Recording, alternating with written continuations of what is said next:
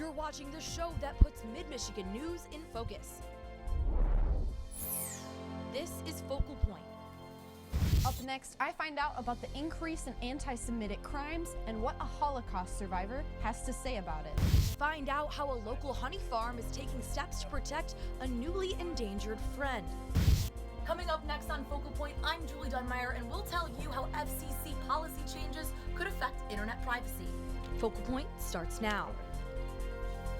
I'm Deanna Sanders. And I'm Julie Dunmeyer. Welcome to Focal Point.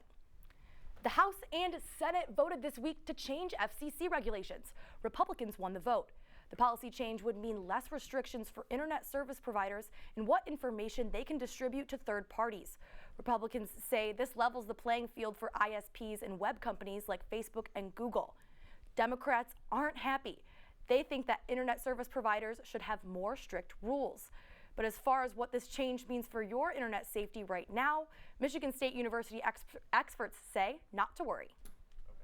With every click that all compiles or download, hacker type, hackers can access your information. You'd be able to see, like, oh, they're on this site. Says computer science sophomore Adam Johichnik. People are creative, like. With ways to get your info. Phishing is a huge issue. I mean, that's how most of these major breaches happen. Like the breach at MSU this fall. MSU hack? Where thousands like Remy Monaghan had information stolen. On November 13th, 2016, MSU was the target of a cyber attack that may have put some of your personal information at risk. It's incredibly scary because you don't know who has that information. Privacy laws are changing. Exactly, that's my view. William Dutton, an expert in internet communication, says not to worry. Laws in the real world apply in the online world. So you still have protection of privacy. Quello director William Dutton says that a common mistake consumers make is not fully reading the data policy for websites like Facebook before they hit accept terms and conditions. There are huge problems with trying to clarify the notice and consent agreements. Facebook sells your information. Google sells it. It's been so recent that this policy has been adopted by the FCC. Policy changed. Now your internet provider could profit off your information.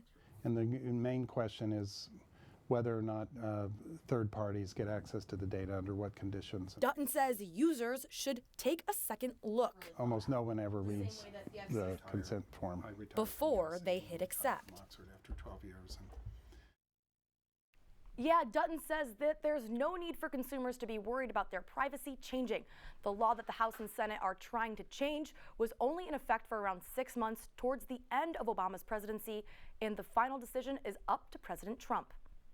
Hacking is an international issue. As congressional leaders investigate Russia's interference in the 2016 election, President Trump today encouraged former top aide Michael Flynn to testify. Flynn has offered his testimony to investigators in exchange for immunity from possible prosecution. The top Democrat on the House Intelligence Committee, Adam Schiff, says it is a grave and momentous step for a former national security advisor to ask for immunity from prosecution. The FBI is also investigating Russian activity during the election, including the hacking of the Democratic Party officials close to Hillary Clinton. He believes that Mike Flynn should go testify. He thinks that he should go up there and do what he has to do to get the story out. I'm not going to give Mike Flynn or anyone else legal advice from the podium, but I will tell you that the president's view is he should go up there, he should testify. There have been discussions regarding Flynn's possible appearances before the Senate and the House Intelligence Committees, but no agreement has been reached. It's just a blueprint, but President Trump's first budget calls for an increase in defense spending. In order to offset that cost, the president is proposing $54 million in cuts. Focal Point Sierra Cersei looks at how the proposed budget cuts might affect senior citizens. Fresh and hot. The kitchen opens about 4 o'clock in the morning. Locally, Meals on Wheels delivers about 500,000 meals a year. So today we have tuna noodle casserole, squash, and peas. Volunteers work from 21 different sites. Nothing pleases me more than to take a route and deliver and get out and see the seniors. I'm concerned that the seniors who are sitting in their homes that are hearing about the program being cut, how they're feeling. I mean, President Trump's budget plan will potentially cut the Older Americans Act. and block grant, which is almost half of Meals on Wheels funding. 90-year-old Robert McCannon goes by Bob. Notice the alternate. You got to be careful not to give that away. And has been a volunteer for 15 years.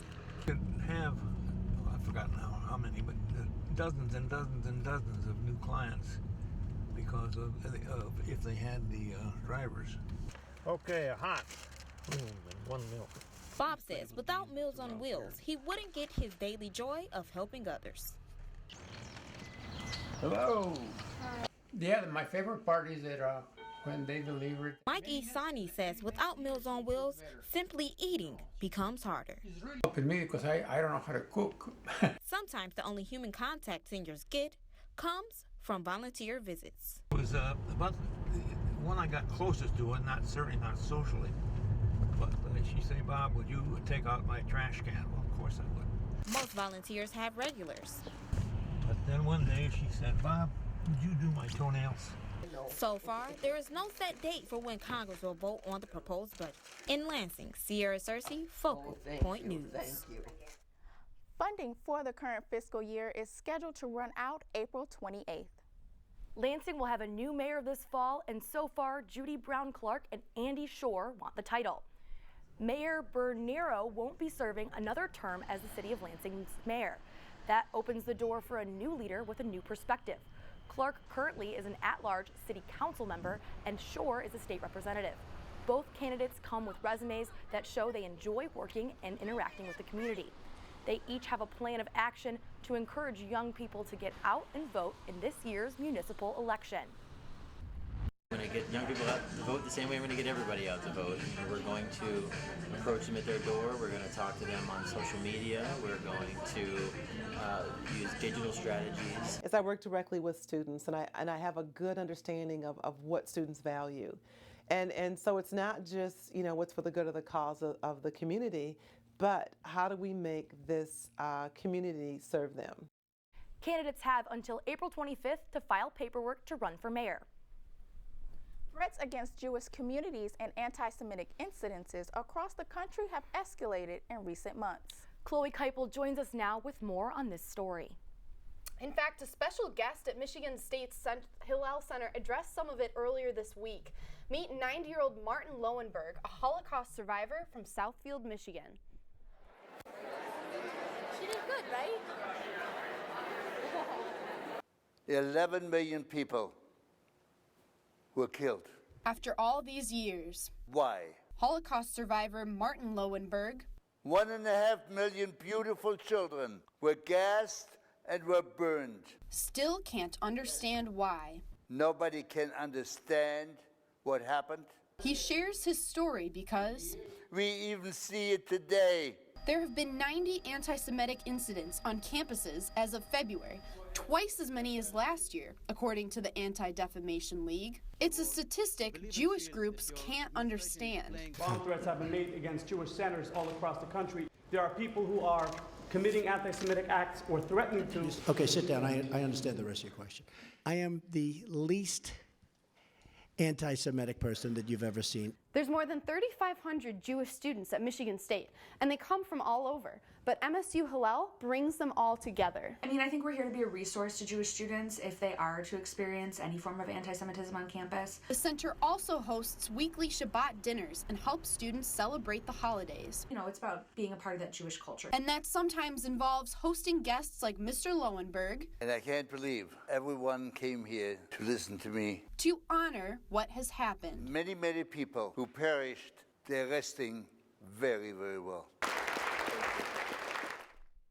Lowenberg has two older sisters, also Holocaust survivors, who live in New Jersey and California. It's inspiring that he's still alive. Truly a powerful story, and at 90 years old to still be out there sharing his message. Thanks, Chloe, for sharing that with us. Thank you, guys. The 100 Club honored local heroes at their annual banquet.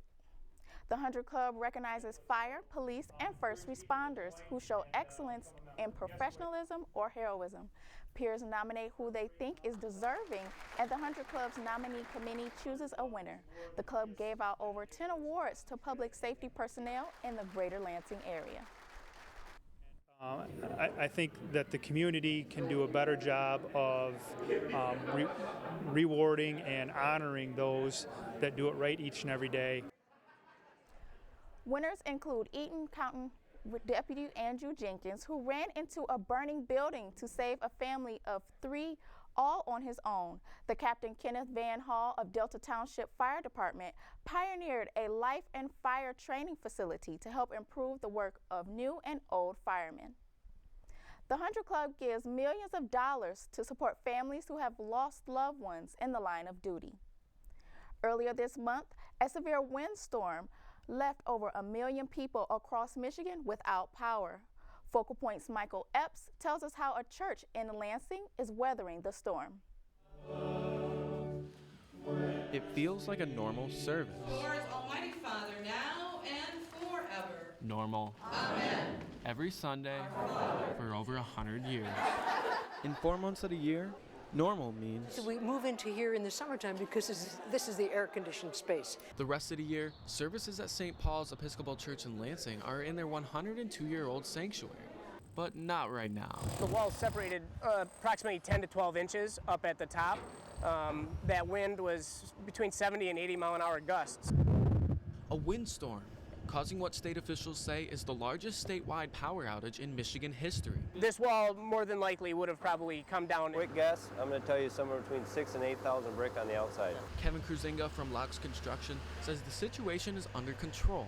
Hey, how was that corner of yours over there? For now. The concrete blocks you see here and these poles were put in about 6 hours from the time we were notified. Quick work, something Kevin Clark is thankful for. I think we're in pretty safe hands. But he still can't help but worry. The wall could fall down, and if that were to happen, what would happen to the rest of the church building? But for Annette Maliska, it's not just a church to worship in its family. So when hard times So rich and full. try to fall on St. Paul's, Associate Rector Sue Carter says it's a chance to think about what really matters. There's no way to be in a sanctuary. So this is where we move ourselves, our souls, our bodies, and worship God. In Lansing, I'm Michael Epps, Focal Point News. The church hopes to resume its services in the sanctuary by this September. Working around the Midwest winter can be one of the most difficult times of the year for farmers. Sebastian Quinn found out there's still some viable options to help them survive the cold.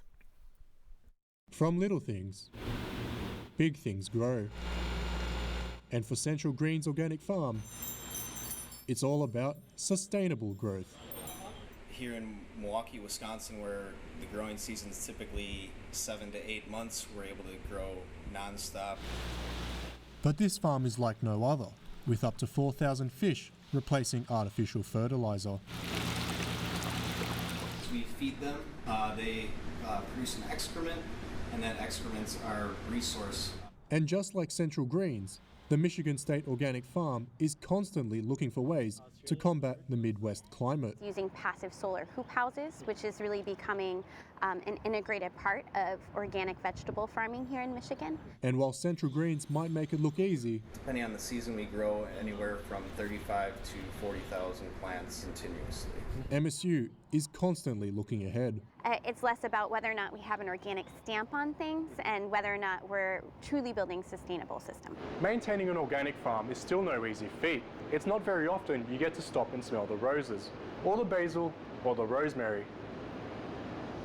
And it's because of results like this that MSU are looking at organic farming moving into the future. And while there's still work to be done until the earth is totally saved, it's still a step in the right direction. In Milwaukee, Sebastian Quinn, Focal Point News. The student organic farm hires students and even has microgreeneries in dorms around campus. Some people hate it, some people love it, and it's coming up tomorrow. Don't be fooled by this story. And how about a high fade or a buzz cut? Up next on campus, find out how aspiring barbers provide more than just a haircut. When do we give up? When do we just close our eyes and say, that's it? This water's too polluted. This disease too far along. To a Spartan, the answer is simple. Never. Because Michigan State was founded on the belief that our purpose is to make the world a better place. And when you're open to unconventional thinking, value people's differences, and are willing to forge true partnerships, then and only then can you solve the world's toughest problems. Like renewable energy, clean water, and Parkinson's disease. Because we know our true triumph lies in the impact we make on the world around us.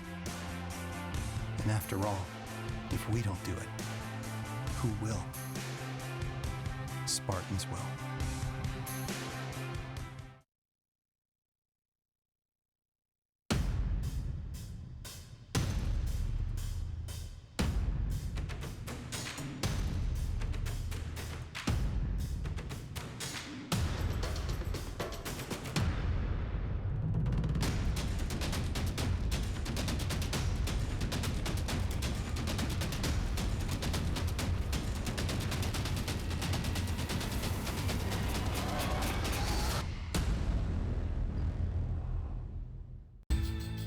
What makes a Spartan a Spartan? The relentless drive to turn question marks into exclamation points. Believing that we are strong as one, but extraordinary together. And it's our impact that matters most. What makes a Spartan is what's inside, the commitment to something bigger. Because the world never stops asking, who will? Spartans will. Ever wonder where courage comes from? Where one finds the strength to believe in solutions that seem impossible? It takes a Spartan's will to understand that by working together we can solve the world's biggest problems, from renewable energy to fighting malaria. After all, if we don't do it, who will? Spartans will.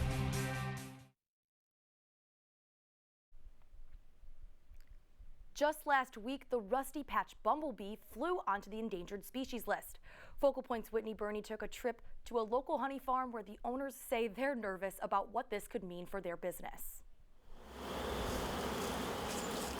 I've done this full-time up here in Michigan for about 25 years. Jack Irwin has a sweet job. And that is a honeycomb. In fact, he could spend all day just talking about bees. When that bee turns between a larva and a pupa, it actually spins a cocoon, which is like a little onion skin. Got to be at least above 50 or 52, 54 degrees and sunny for them to really fly. This honeybee farmer clearly knows his stuff. I really don't get stung that much.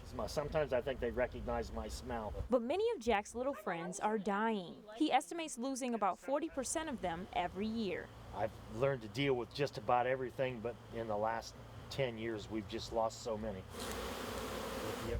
I wouldn't even want to try and guess how many tens of thousands of dollars it's cost me in the last 10 years. Now, the honeybee is already on the threatened list, but if they move to endanger or potentially become extinct, we might miss more than their honey. It's a very serious problem, right? Even tomatoes, a lot of your vegetables, about all your fruits, they all have to be pollinated by bees. And Jack relies on these honeybees as his only source of income. We just go out of business. But he says it would be payment enough just to save them. They figure, the USDA figures that about a little over 30% of all the food we eat in the U.S., including juices and everything else, relies on pollinating insects. Of course, the most important pollinating insect is, in fact, the honeybee. And if they are endangered, well, then 30% of the food we eat is also endangered. For now, Jack is expecting a normal harvest, but worries about what is next for the bees. In Concord, Whitney Burney, Focal Point News. Jack says that he's been farming honeybees since he was 7 and desperately hopes that the agricultural industry will find a way to revive them. Amber Howard joins us live now from the newsroom with a story on style. Thanks, guys. And that style takes a little different finesse when it comes to cutting hair like, say, my twin brothers. Take a look at two local entrepreneurs specializing in haircuts on campus for African American men. A lot of people do not know how to deal with people who have like black hair. When I first got here, I struggled finding a barber. What Dre represents is another minority-owned business trying to succeed. DeMario Bell and Andre Mosley both had a vision. I started cutting hair back in the summer of 2008. I first started cutting in my dorm freshman year. That was around like 2010. What once was a hobby later turned into a business. I just wanted to keep a crispy cut. I want to continue to grow with my business and grow my brand. From their very own Lansing apartment, these two barbers are trying to make a difference, one head after another. That's one of the biggest obstacles they face as a black man coming to a predominantly white neighborhood or area, finding a barber. It gives them a new sense of confidence after they leave my chair. A confidence that helps them feel optimistic and comfortable in their own skin. I grew up in New York, and it's important to make sure your cut is like clean and crisp. And Mario does a real good job, especially with the razor. I know he's good quality, and being in Lansing, it's really, really hard to find that. To them, it's more than just giving someone a haircut. It's like a canvas, you know, like I'm creating art on people's head. Every time I get in this chair, me and Dre always gotta talk about the future. Because it's so hard to find good barbers, quality barbers out here in Lansing. Just me being like a specialist, I just want to be good. I just want to be great at whatever I'm doing. So. And these barbers are truly a cut above the rest. In East Lansing, for students in East Lansing, these barbers make getting a haircut convenient and affordable. MSU's Tower Guard, a service organization helping those with disabilities, sponsored its annual Shamrock Run last week. Despite the rain, dozens came out to help the Tower Guard raise money for MSU's Resource Center for persons with disabilities. Even though the weather was wet, the event still raised more than $12,000, exceeding expectations. My biggest goal for this race was just try to make it the most successful and the most hype as possible. We had Sparty, we got a DJ. I've been out here since the first person crossed the finish line, cheering them on. My voice is getting a little hoarse because of it, but I just want people to have a great time and just to come and support a great cause. The Tower Guard, open only to MSU sophomores, is one of the oldest active MSU-based student organizations, founded 83 years ago with its main purpose to support students with disabilities. What could be better for mental health than poetry? What about a slam poet during Mental Health Awareness Week? If you were a breakfast cereal, you'd be called Reason to Wake Up O's. If you were a book, Slam poet Neil Hilborn came to campus recently to perform to a packed house of MSU students. The crowd waited to hear him read his now viral poem about his affliction with OCD and bipolar disorder. It was an emotional night for many students who are also suffering from mental illness.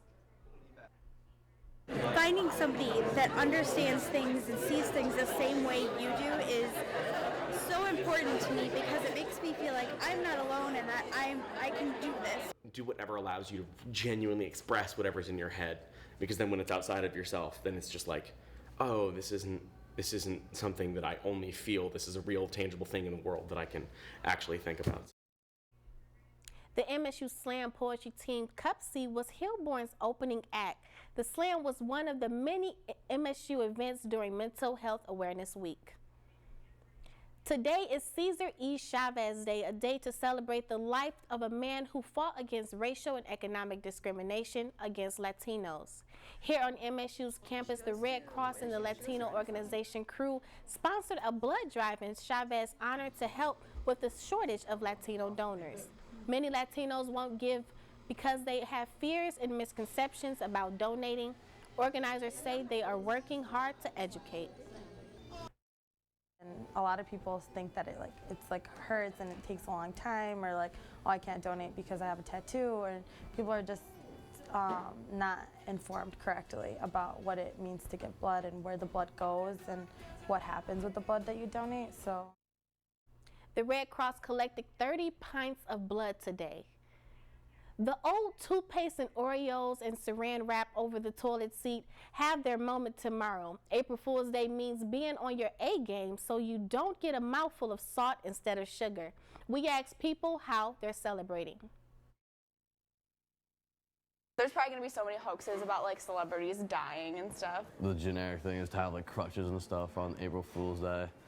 So we're like joking about that, whatever, and like we were playing basketball, and I actually ended up dislocating my ankle. I think we tried to grow like chia seeds and one of my coworkers' keyboards. I have to prank a few of my friends, you know what I mean? My mom has pulled stuff on me, saying that my sister was pregnant. It's a really fun day to be fool around and to fool around with your friends. We found out this morning that April Fool's is celebrated globally. That's all for campus. Back to you, Julie. My favorite Michigan holiday celebrated this week at a Kalamazoo brewery and bars across the state, marking what beer lovers call the start of summer. Kegs were tapped, bottles popped, and cans opened to start the summer, or what Bell's Brewery calls Oberon season. The American Wheat Ale is back in stock, and here in East Lansing you can get your Oberon fix at Crunchies, The Riv, and P.T. O'Malley's, to name a few. Oberon is available from now until September, but it has a shelf life of 6 months, so if you're looking to stock up for the year, that's definitely an option. Well, coming up next, the Spartans play spring football, and the Final Four is set in college basketball. Matt Micah joins us now from the sports desk with a preview. Thanks, guys. It's the song that changed college basketball, the anthem of the NCAA tournament. Coming up on Focal Point, check out the story behind one shining moment. When do we give up? When do we just close our eyes and say, that's it? This water's too polluted. This disease too far along. To a Spartan, the answer is simple. Never. Because Michigan State was founded on the belief that our purpose is to make the world a better place. And when you're open to unconventional thinking, value people's differences, and are willing to forge true partnerships, then and only then can you solve the world's toughest problems. Like renewable energy, clean water, and Parkinson's disease. Because we know our true triumph lies in the impact we make on the world around us. And after all, if we don't do it, who will? Spartans will.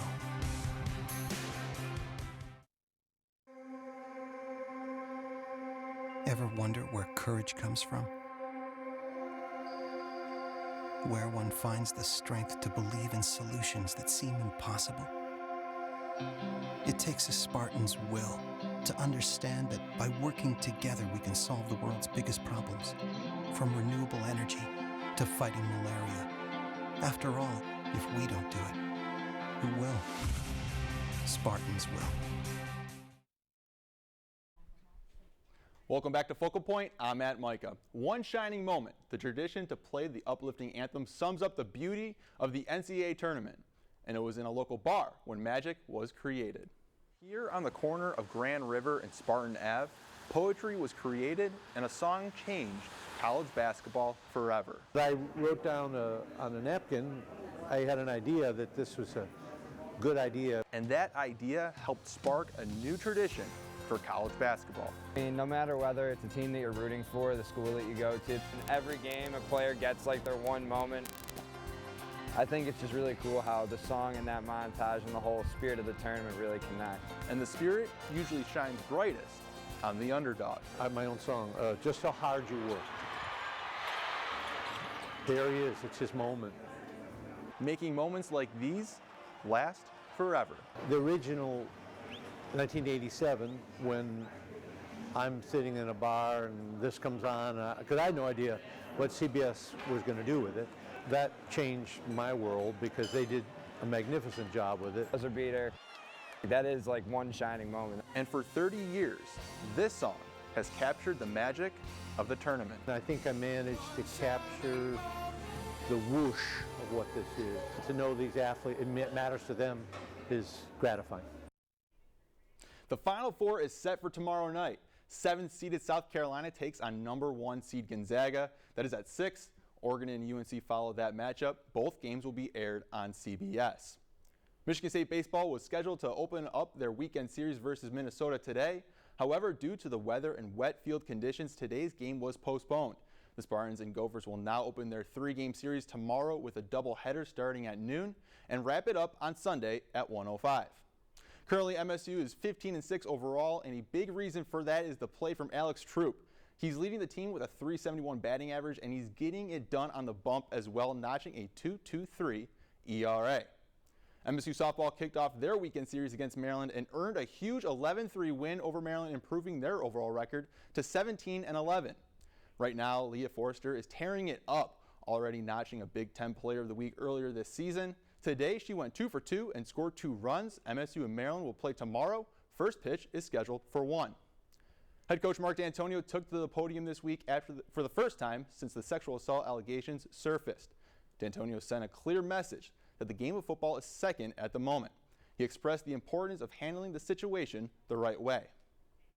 Our focus is to get our guys together, coach them on the field, get ready to play, but then not make it too public where it sends a message that this isn't that serious. This is serious, extremely serious.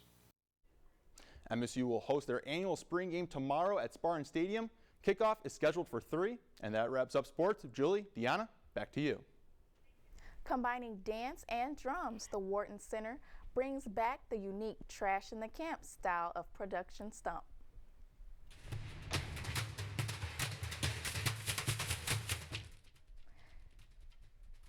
Taking everyday objects such as garbage cans, lighters, and paper bags to produce sound and rhythm, Stumps takes production and performance to an entirely new level. The musical will be held at the Wharton Center starting Monday, March 31st to April 2nd. It's a lot of fun. It's kind of like what you probably see on the streets of big cities where groups are, on the corner and they're performing using everything that they can to create those sounds. And that's kind of what it is on stage, only it's choreographed much better. That's all we have for tonight's show. I'm Deanna Sanders. And I'm Julie Dunmeyer. Good night.